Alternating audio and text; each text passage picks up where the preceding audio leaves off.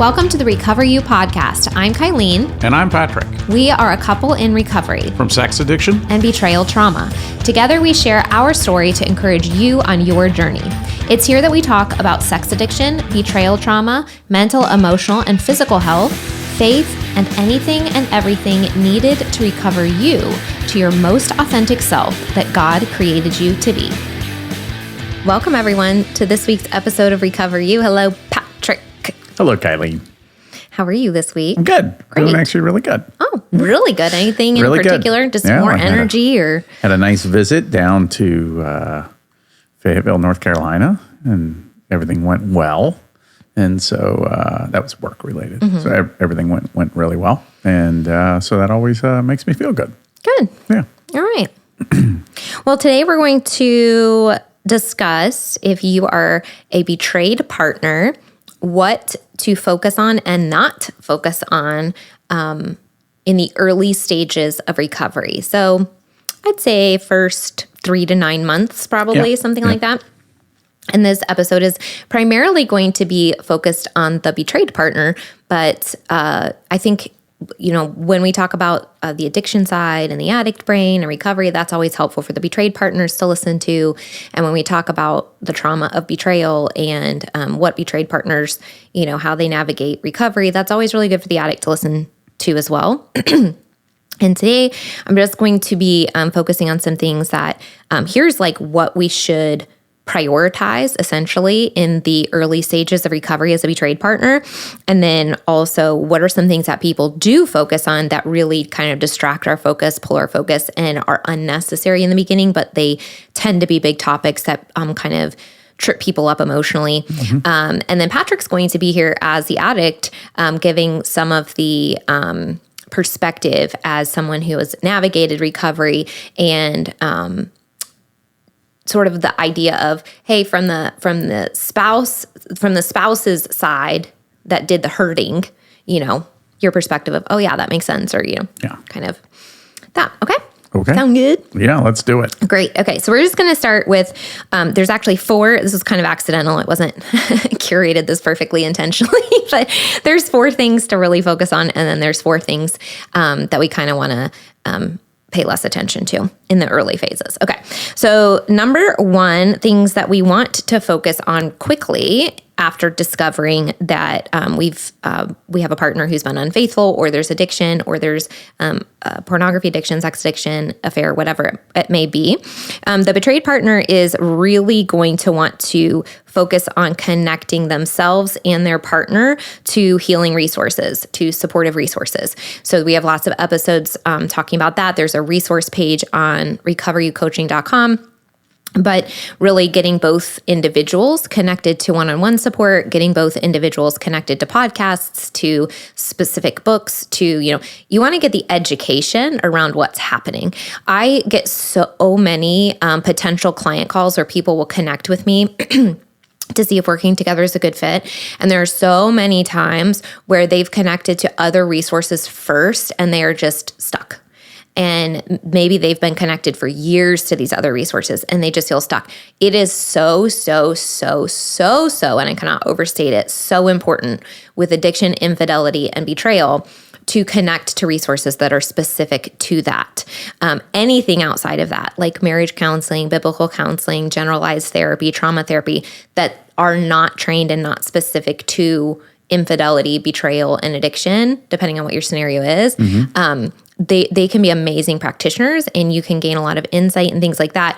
But relationally, people stay really stuck when it's not the specific process that helps you navigate, well, what do we do next? And so the very first thing, or one of the very first things, is who do we need to connect to? How can I educate myself about what this process looks like? Right. So I definitely would check out for this whole section of like what to focus on. If you are a betrayed partner, I'm going to recommend you go to recoveryoucoaching.com and check out the What's Next course, because that guides you through everything that I'm talking about. Mm-hmm. And it answers all your questions. I have links and resources and podcast episodes associated with every module in that course. And then the videos inside the modules are like walking you through what does this look like and who do you need to connect with and how do, you know, all of these things. So start there. But the first thing is to connect to resources for both people. Yeah, and also remember that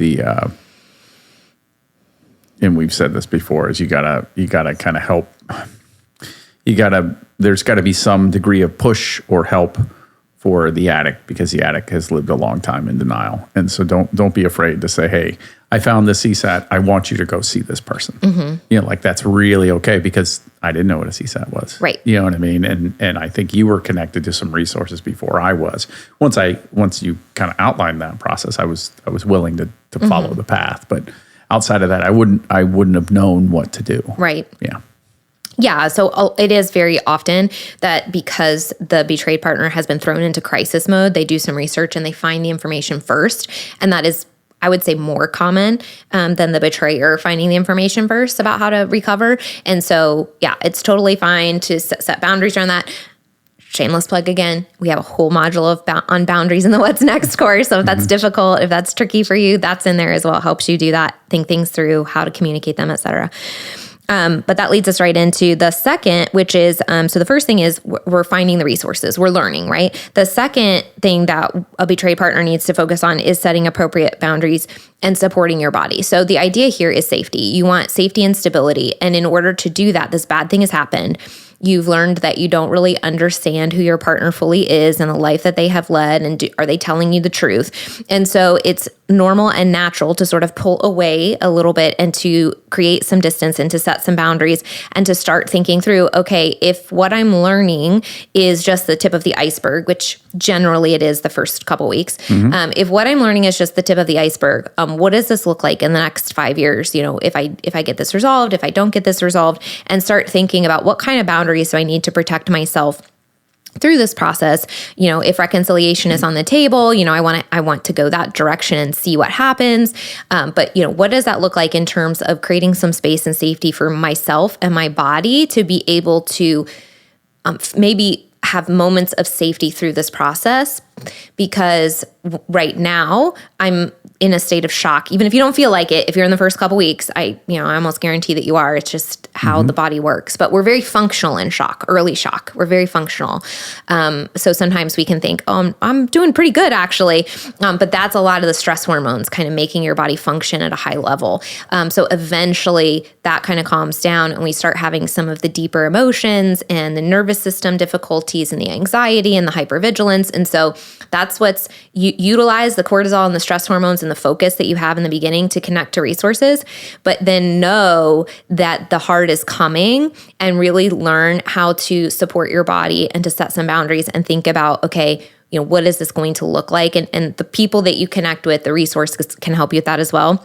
But again, in the What's Next course, we do talk a lot about the boundaries, and also there's an entire module on how to support your body. So it gives you a lot of tools and resources there as well. So if you're feeling anxiety, like what do I do? How do I calm my body? If I'm feeling emotions, and I actually encourage betrayed partners to use this module, like watch the videos yourself, but then some of them share with your partner, because if you are learning how to support your body and then learning how to name the emotions and what to do about it, that's really beneficial for your partner as well. So the two of you can actually use that module really well together. But yeah, connect to people. And then the second thing is setting boundaries and supporting your body. Really, really crucial to establishing some safety really early on there. I think one of the most I don't know if it's the most common. I've never done a study, but it's pretty common that I'll hear this a lot, is where the betrayed partner asks the betrayer to sleep somewhere else, whether it's outside of the house, whether it's on the couch, whether it's on the floor, whether it's in another bedroom or whatever.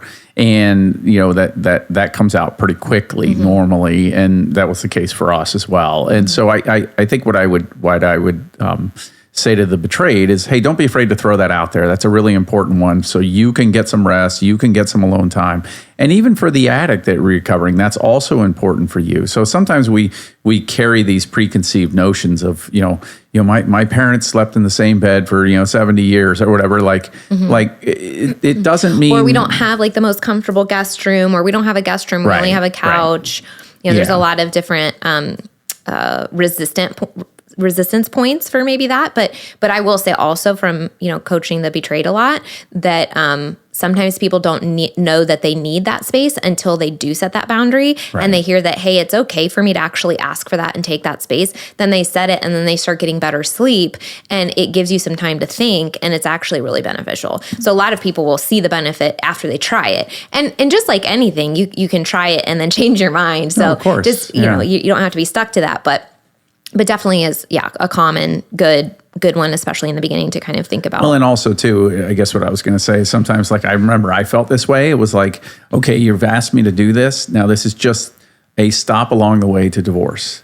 You know what I mean? Like I had that like baked into my head as opposed to like, it's an important step in healing. And as we both can heal and get some alone time to reflect and maybe rest, because it's a very stressful situation that, sleeping in separate rooms or in separate locations is not forever, depending on how the healing pattern goes. So, take it for what it's worth initially, which is, hey, this is a time it can be healing in this moment that I need some separation. Yeah.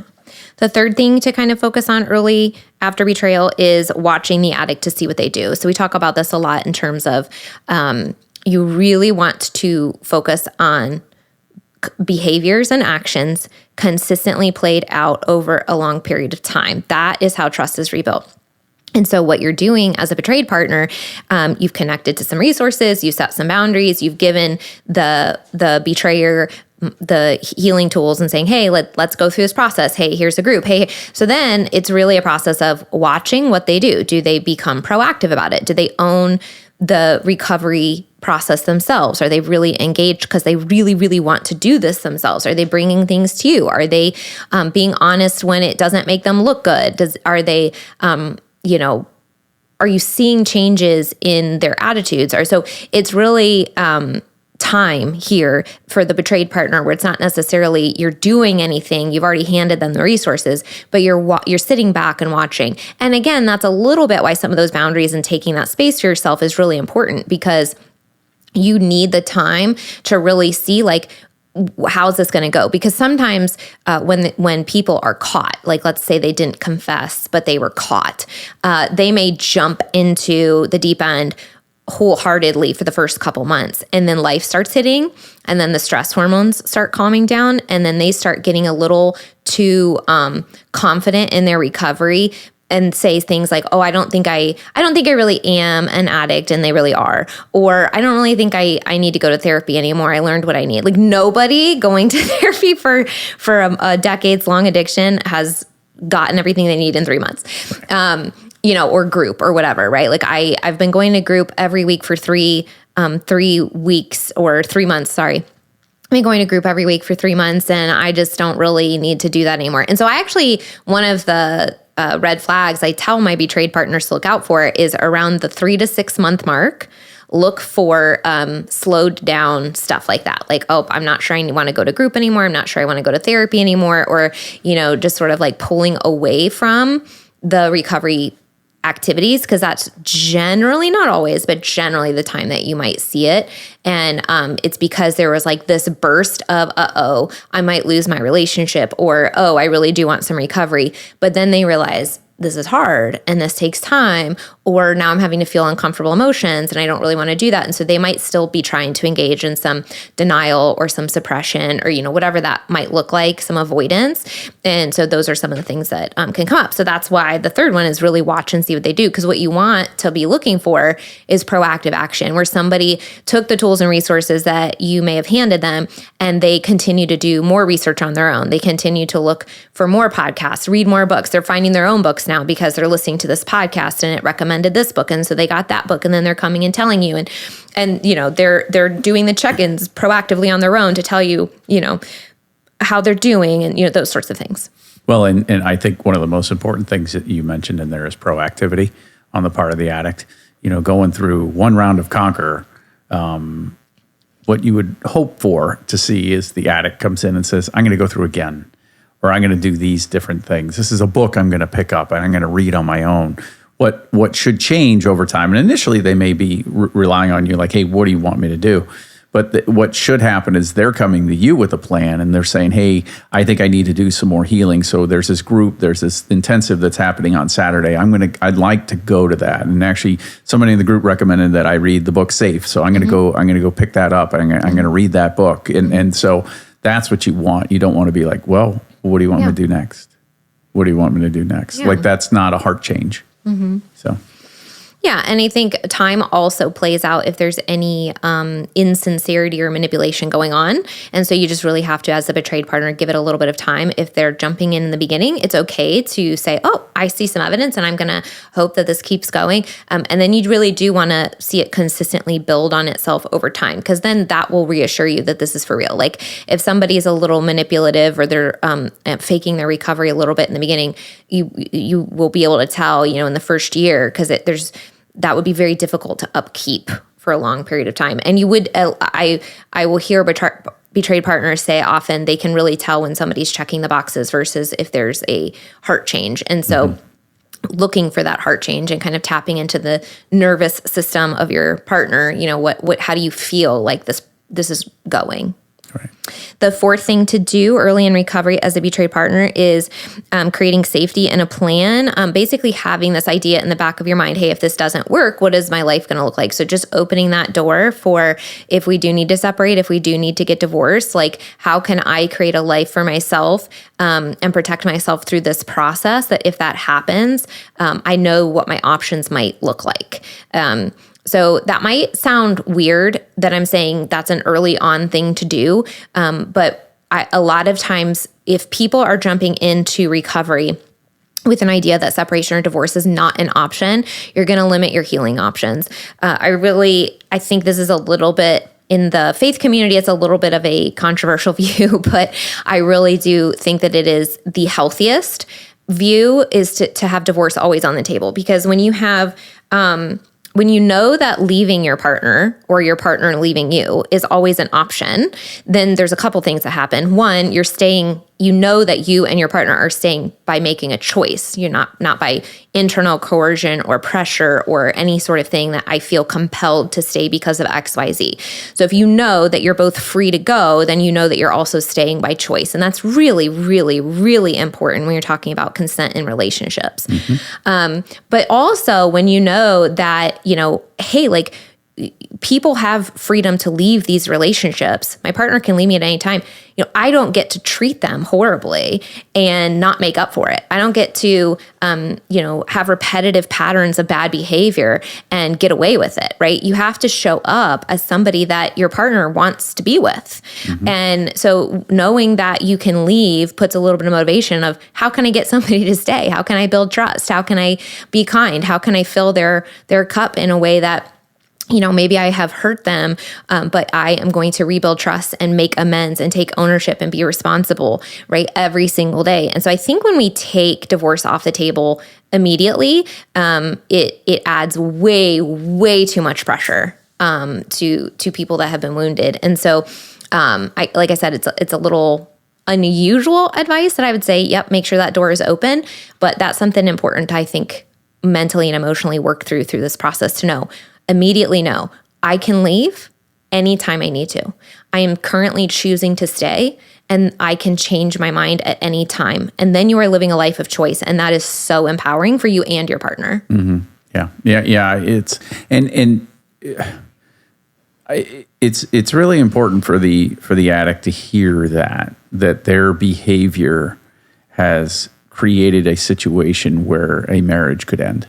And so it's part of learning consequences in life. It's part of learning that, hey, what you did has an impact. It actually has much like the healing work that you do will have an impact as well. So, I would wholeheartedly agree with you that hey, you've got to keep, there's a beauty in knowing you can leave, but actually actively choosing each other, each day. That is amazing. It's like, I think Carl Lentz says, it's 365 contracts a year, marriage contracts a year. He's like every morning we renew it, and so I think there's a beauty to that because you wake up, under full choice, no coercion or anything. You say, yeah, I'm sticking in. Yep. I'm seeing improvement. I'm seeing growth, and this is fantastic. Yeah, and I mean, I would honestly not want to be in a relationship with you if you felt somehow pressured to be here. You know what I mean? Right. Like, I want to know that you want to be here and that the relationship is beneficial to both of us. Yeah. So I think that perspective is healthy. And so again, but see the order of things, you're when you're coming up with a safety plan, thinking through complicated emotional topics like that, you've already connected to support people that can help you think through this and guide you and encourage you and, answer your questions. And you've already set some boundaries and gotten some space and some time to think. And then you've already had some time to watch the addict. And now you're thinking through, okay, what do I need to continue creating safety and health, right? How can I move towards health myself and my own mindset about relationships and freedom and choice and, that sort of thing. So those are all some of the things to be thinking about early on after you've discovered unfaithfulness of some kind in your relationship. And then here we're going to move into 4 things maybe not to focus on, some things that kind of trip people up and keep people stuck and come up really, really early on. And so if you are early in the process and you are like, oh, that's what I've been thinking, don't feel bad. These are normal. Like, these are all very, very common for a plethora of reasons. But focusing on these too much early on is what I see is keeping people kind of really emotionally stuck. So the first one is this idea as a betrayed partner that I found out a couple months ago, and I'm reaching out for some support. And one of the first things I'm interested in learning is how do I trust this person again, right? And so I totally understand why it's one of the most foundational things that's been ripped away in your life, right? So we're going to grasp and just really want that back, right? But we really shouldn't be focusing on how can I trust somebody that's hurt me early on. That's not the goal. How do I trust somebody that's hurt me? What we're focusing on is connecting to resources and watching their behavior, because that will build trust naturally over time when they're consistent and they take ownership and they make amends for what they've done. So if as the betrayed partner, our focus is on how can I trust? Well, I don't trust. There's something wrong with me. There's nothing wrong with you. Somebody did something untrustworthy. Somebody lied to you. Somebody hurt you. Somebody did something really, really, really, really, really, really bad. You don't naturally trust them. Like, your body and your brain will know when it's safe. Now, there are situations where our personal woundings as betrayed partners, as humans who have had lives prior to this betrayal, need to do some work on our own woundings to make sure there aren't any major roadblocks in our way from, trusting. Let's say they've done everything and it's been like a year and a half and I'm just really still skittish and I don't see any progress on that front, but they've done everything and they haven't relapsed and everything's good on their side, right? Then there are situations where it's okay, I need to work on some of my own healing. But a lot of times, like we're talking about like early on, this idea that I should just be able to start building trust with somebody who just dramatically hurt me is just unreasonable. Right. Yeah, the trust ladder is an image that was given to us early on and to me early on, and I like that because they don't say it's a 10-rung ladder or it's a 7-rung ladder. It's the ladder, and so when you betray somebody, you go all the way down to the bottom of the ladder for argument's sake, and so you're going up one rung at a time, and it can take a long time to get there. So sometimes when people say, well, when will my addicts will ask me, when will my wife trust me again? And I'm like, well, it kind of depends. It really does depend. And it depends on what you've done. It depends on how you're reactive now. It depends on all the work that you're doing. So, don't be afraid to for the betrayed partner, don't be afraid to connect that, kind of like to your point in the first part, to the behavior. I mean, don't it's not a month in, it's not 6 months in, because it's about the behavior and the heart, and your instincts are going to tell you what's happening there. Yeah. And I would say it was such a gradual, there was no like day that I woke up and I said, oh, I trust Patrick again. Yeah. It's very, very baby step in terms of, okay, well, I see that your attitude is really remorseful, and now I see that you have the tools. Okay, now I see you're taking action on the tools. Okay, now I see that you're taking action on them really consistently. And now I see that you're doing more, you're researching yourself, right? So it was like really slow. And then on top of the behaviors and seeing your the steps that you were taking and your attitude changing, we would have a lot of conversations about the things that hurt my feelings, about the parts of your behavior that really stuck around for me. And so then I would say, hey, this made me feel insecure, or this really hurt my feelings, or this is really upsetting me right now, or this memory came up, or this, right? And being able to talk through it in a way that you were able to empathize and provide more safety, those add lots of drops into the trust bucket consistently over time. So I wasn't constantly having to go have a conversation and then meet you in a place of being upset that I needed to have that conversation. And then it took, emptied the bucket a little bit. And then we had another one that was good and then filled the bucket. It was mostly progressively filling it over time, but it was slow. I think the other piece to know with trust is like, don't think, we understand that relapse is part of some people's journey. We also promote very often, it doesn't have to be when you're doing some of the deeper work, and it doesn't have to be. Right. But the thing is, if it is part of your journey and you're progressively getting better, but it is part of your journey, don't expect trust to be rebuilt until the thing that is harming your partner is done and is in the past. Right. Because relapse, it's not your intention, but it is active harm to your partner. And so we understand that it is struggles in your life, but you also have to understand that the struggle in your life is actively harming my life. And so I can't rebuild trust until that harm is gone. And so I can trust your intentions. I can trust your personality and what you want to do, and I can trust the actions that I see. But if I constantly find out that you are continually harming me in the relationship, trust cannot really deeply be built. Yeah. So it's just kind of remembering that if relapse is part of the process, trust is going to take longer. So for the betrayed partner, not putting too much pressure on yourself, because that's usually an internal healing process that just naturally comes. You don't actually have to do too much other than receive the energy that the partner is putting off. Like, are they really progressing in their healing or not? From a process standpoint, Gottman actually has a really I forget the name of the book, but it's about trust, building trust in relationships. And it's not specifically targeted at betrayal, but it does talk about building trust in there. And he talks about attunement and how couples can attune to each other, and all the things that are intuitive as you work through something. Lack of defensiveness, turning towards somebody, allowing them to express their emotions, without cutting them off. All these different things. But so I would encourage you, if you're curious about what that might be, Gottman has some great stuff on attunement that can help build trust too. Yeah.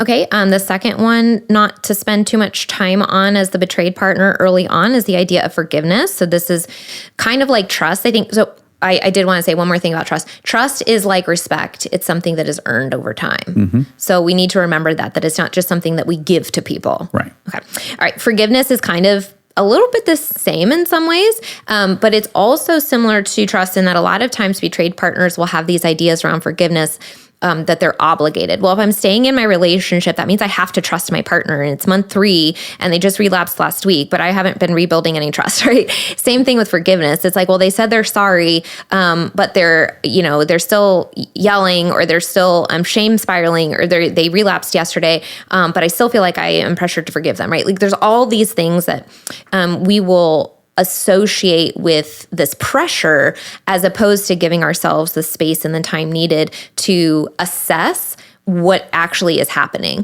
And so it's really that point in the original things of what to focus on. The point of watching the addict and giving it time to see what they're going to do is so important, because what you're doing is reality was just, if reality is like a window, that window was just shattered when you find out about unfaithfulness in your relationship or addiction patterns.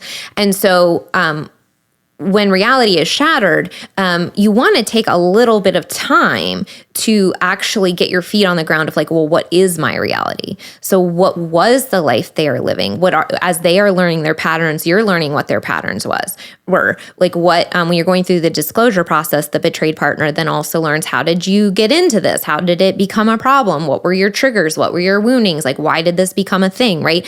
So then that helps the betrayed partner also understand, what was the reality you were living in, which then helps us understand the reality that we were living in that we didn't understand while we were living it. So really important to give yourself that time, because if we think, oh, I need to forgive somebody, what are you forgiving? Like, do you even know? Do you have the disclosure? Do you have the information? Do you know what they did? Do you understand what your life is right now? Do you understand where they are in their healing journey? Like, what are you forgiving, right? So having information and understanding where you are and what your life is right now, and where your partner was and what their life is, getting a little bit of that under your feet can be really important for some people. But we've talked in many episodes how forgiveness feels like this pressure, right? I have to forgive. It's like God says to forgive and I'm supposed to forgive. And so but then you're not ready. And so then it feels like pressure. And if people forgive before they are ready, then it can actually cause physical problems because you're absorbing it into your body instead of allowing your body time to process the trauma that's happened. And then forgiveness, when there is sincerity in the person who has hurt you, and you see that consistently over time, as trust builds, forgiveness will come naturally. Right. We've also talked about the attitude of the person who has hurt you, where for me, forgiveness wasn't associated with all of these other things. And I could tell you were remorseful. So I was able to forgive that right away because I know that you didn't hurt me. But when we associate all of these other things, sometimes we need a little bit more time. But also if the attitude isn't remorseful and one of taking ownership, but it's more of blame and deflecting, again, not associating, I have to be this person that forgives while someone is actively harming me. That's not true. You don't have to offer forgiveness to a human who's, stabbing you in the chest every other day.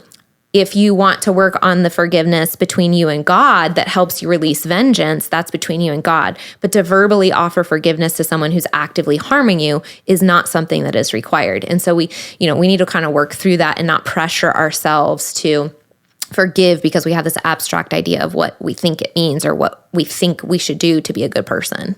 I think if you're constantly seeking forgiveness from your betrayed partner, and that's all you want, and it's a sticking point for you, I would encourage you to go on a journey with that, maybe with your therapist or some of the people in your group, because that could be something. It could be a wound from childhood that your parents withheld love until they said, "I forgive you."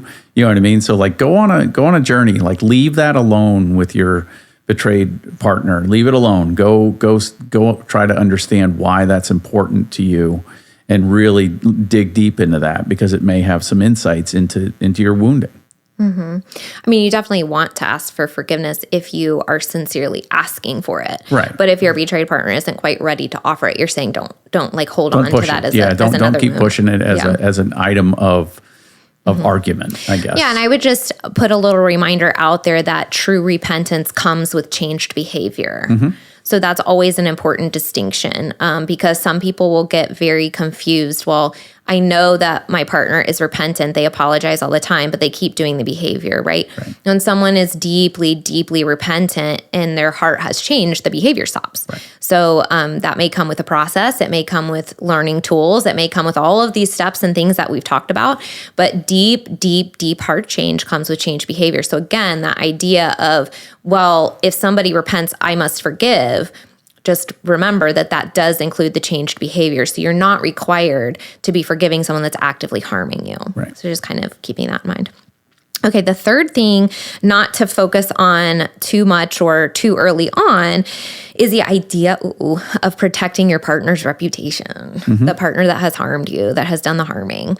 Now, listen, I understand there are some scenarios where there are very, very specific and unique situations where maybe this is important to some extent. But I would say generally speaking, when you're talking about the average American family that this is going on with, we don't need to consider it as strongly as some people do. So what I mean is there may be a situation where, let's say, it can end up in the newspapers or something, right? Yeah. And so maybe there's a situation. But what I mean is often I will see normal families, normal couples, and the betrayed partner will protect the person who has harmed them emotionally and psychologically. And what that ends up how that ends up showing up is by not asking for help for themselves because they feel like they can't tell anybody. They can't tell their friends. They can't tell their family. And some of some of the reasons that happens, a lot of times the reasoning kind of sounds like, well, if we stay together, I don't want my family or my friends to hate them. But I will say that never in history has it ever benefited someone to do something bad and escape the natural consequences.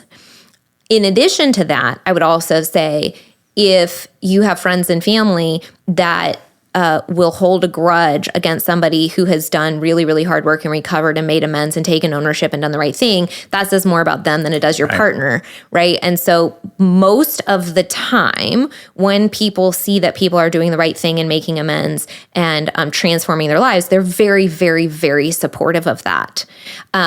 Alternatively, I will say when we protect the person who has done the harming to the point where people don't know about the harming, sometimes that can have a negative effect because they're not experiencing the full reality of what they've done.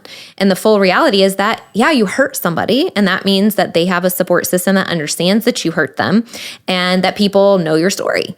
And that generally almost always ends up a benefit for someone who wants to transform their life than a negative.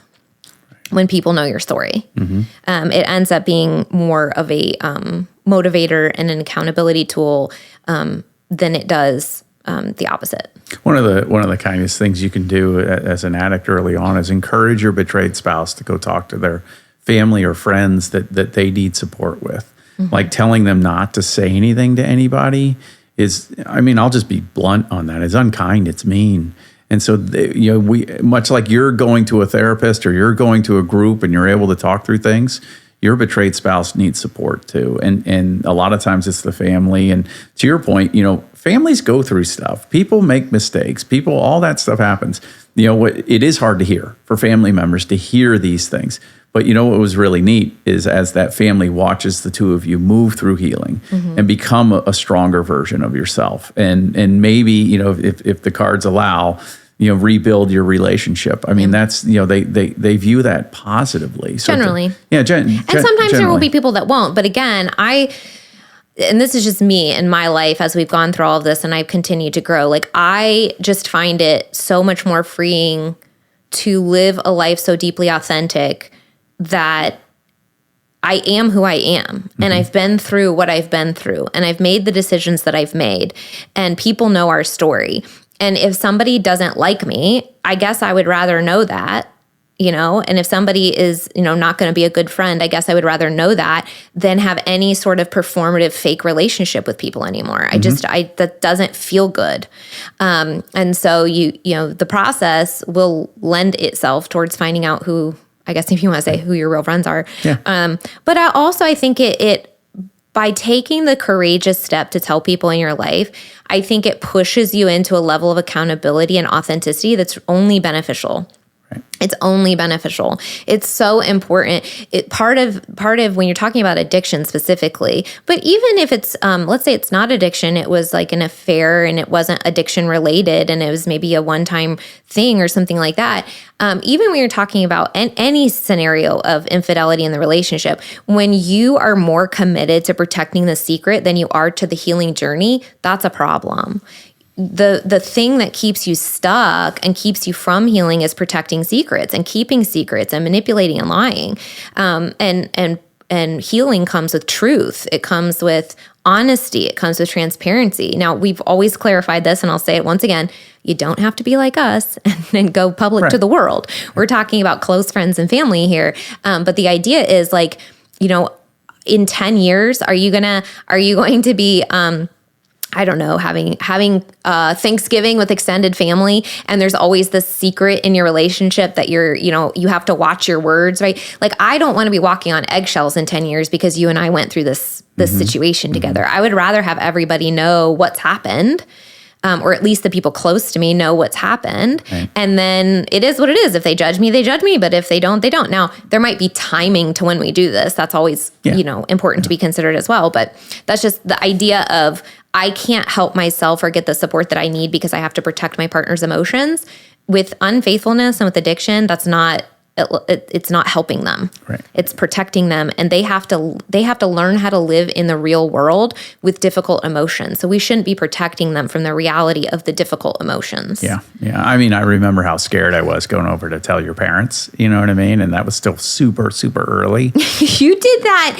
See, Patrick was like the opposite of this spectrum. He did everything without me asking him to do it, and then he did it so fast that I actually had so many people that I was like, can you slow down, because I wasn't ready. So there is a balance, I think, of like when and how many, and making sure the two of you are on board and all that kind of stuff, but still encouraging. Well, I felt like it was number one, it was the right thing to do.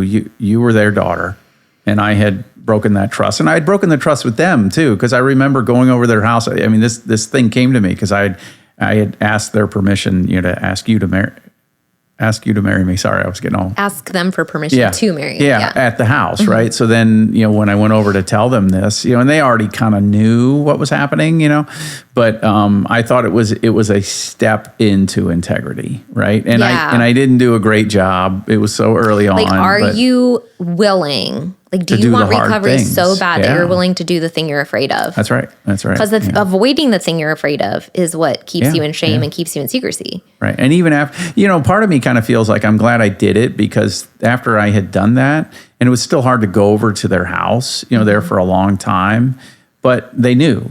So it was like they didn't tell me I couldn't come over or anything. Like, they were nice. I mean, they weren't like warm and loving and blah, blah. I mean, they are now, but it's like, it's to your point, they knew. So, at that point they could either ask me to leave. Now we're all navigating the same journey together. Right. Yeah. Yeah. I think the analogy that came to mind when I was thinking about this is, just think about, like, when you're talking about consequences and avoiding consequences and trying to protect someone from the consequences in whatever way you think about that. Think about like a child who stole from the grocery store. So let's say often as parents, we might want to subconsciously protect our kids from some of the natural consequences that the world might give them. So our instinct might be to spank them and ground them or do something like that, or yell at them, or like there might be some sort of response to the bad behavior, but that's more of like a punishment response. That's more of a shaming response. And then they don't have to face the reality of what they've done, right? But like another form of parenting would be, I'm not going to shame you. I'm not going to yell at you. I'm not even going to punish you, but you do have to experience the consequence of what you've done, which means you're going to have to take ownership for it, go back to the store and fess up and tell them that you took this thing. And understand whatever those consequences might be. That's reality, is taking ownership, and then, whatever happens. And so I think that's just an example of that is beneficial every single time that we take ownership of what we've done. And then the people have the opportunity to forgive us, or we receive some sort of life consequence from that. But the taking ownership and being brave enough to step into that is part of the healing process. It is part of the healing process. So when we avoid that, I think there's a subconscious avoidance of the deeper healing work. Right. Okay, so the fourth thing that we don't want to spend a lot of time focusing on early in recovery is sex. So we talked about this in various different ways as well, but the idea here is, we've talked about hypo versus hypersexuality. So hypo is, let me avoid it at all costs. And hyper is, I'm hurt, I'm wounded, I want to feel attractive, I want to feel loved, I want to feel chosen, and I'm going to seek that out through physical activity. And really in the middle is, safe boundaries, making sure that someone is not currently hurting me, making sure there's safety, trust, vulnerability, and then out of a safe relationship comes physical intimacy. And so, when we just found out that someone's been unfaithful, when we found out that our reality has been distorted, it's really a good time to step back and just give ourselves that time, like we talked about earlier, to take stock of what is happening. So sometimes it can be, for betrayed partners even, a self-medication or an avoidance or denial to jump into the physical relationship because they feel so wounded by their partner's behavior in that area. And so we want to be careful too that we as the betrayed partners don't accidentally subconsciously fall into some of the negative patterning that the person who's wounded us has been living in. And we can all do that. We're all capable of doing that. We've all done it to some extent at some point in our lives, I'm sure, because that's human nature. We all want to avoid, we all want to suppress, we all want to medicate, we all want to numb, we all want to do that on some level at some point in our lives. So once we have the education and the awareness that that's what we're doing, and we find out that we're married to someone who has been using coping mechanisms in an inappropriate behavior, we also have to turn that mirror around and make sure through the recovery process that we are trying not to do the same things. Right. And it can be really easy to fall into that because it's so painful. But I will say, you don't have to be a sex addict to allow sex to muddle with your reasoning, right? The reason sexual behaviors become so compelling or so interesting is because of the chemicals and the hormones that are released. And so they make you feel good. There's like a connection hormone. There's oxytocin and dopamine that are released. There's all these things that make us feel like, oh, this is a thing that makes my relationship better. But it's always important to remember, I think, that if we can't feel safe and connected without sex, that's a red flag. And anytime we use sex to feel better about the relationship, something is missing. Right. So we just have to be careful with that. It's definitely like another I guess you'd say pitfall or struggle that betrayed partners will have in this area is, well, my partner acted out in this area. So obviously if I'm not giving it to them or I'm not available for this or, whatever that looks like, am I going to hinder their recovery process by not having sex with them? Are they going to be more tempted to masturbate or more tempted to look at pornography or more tempted to, whatever the patterning might have been if I'm not, offering myself up? But again, same thing. If that's what's happening, then that's a pattern of let me be the medication instead of you learning how to not be medicated. And honestly, I don't want to be medicine. I want to be a partner. That's right. I want to be valued. I want to be chosen. I want it to be a healthy connection. Yeah, I mean, there's so much good that comes out of that whole. Hey, we're going to pause on this. Number one, hopefully the addict is working through at least a 90-day period where there is nothing going on, and that's really effective for the addict. But it's hard. I mean, I think it's there's a desire to connect, and I think you and I worked through some of that too. I mean, it was challenging, and because there's always not my problem, it's your problem, and but how does it affect that? But I once again, for me as the recovering addict, being able to go 90 days, and it was even longer.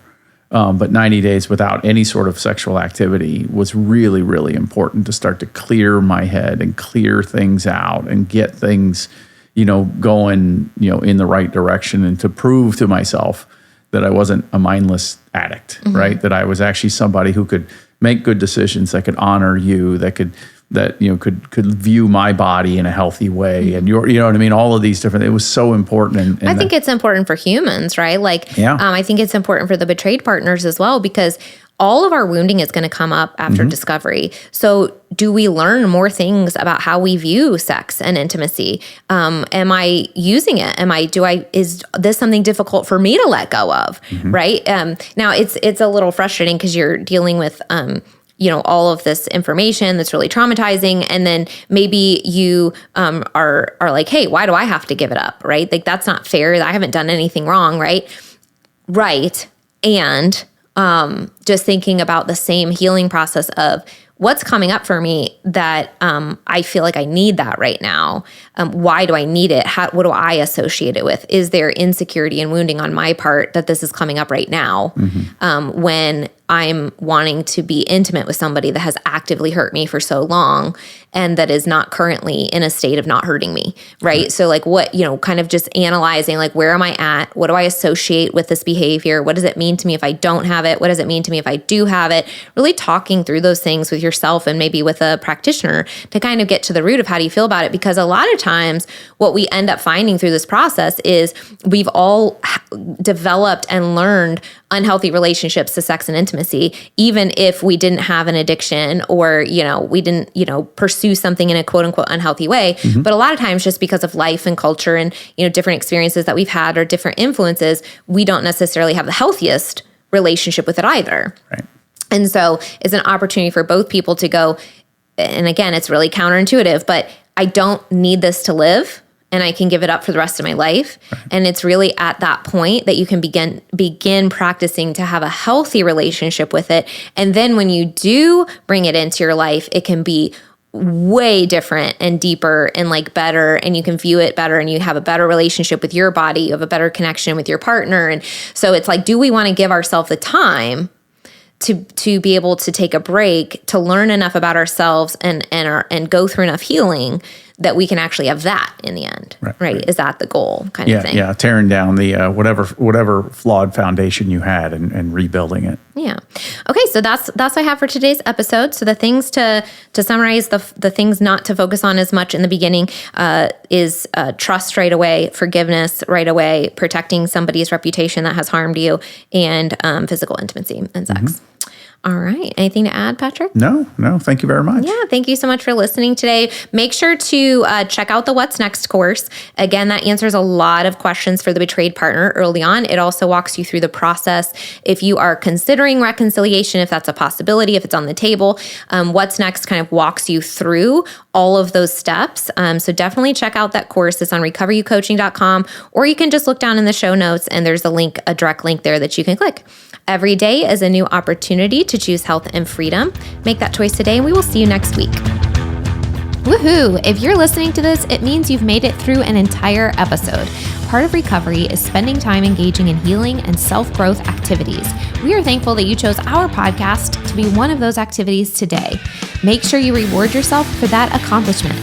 If you've enjoyed this episode or this podcast, we would love to hear from you. Please take just a few moments to leave a rating and review, letting us know your experience with Recover You. We not only love hearing how these episodes are helpful, but ratings and reviews help others just like you who are searching for recovery information and support find the podcast too. We can't wait to hear from you. See you next week.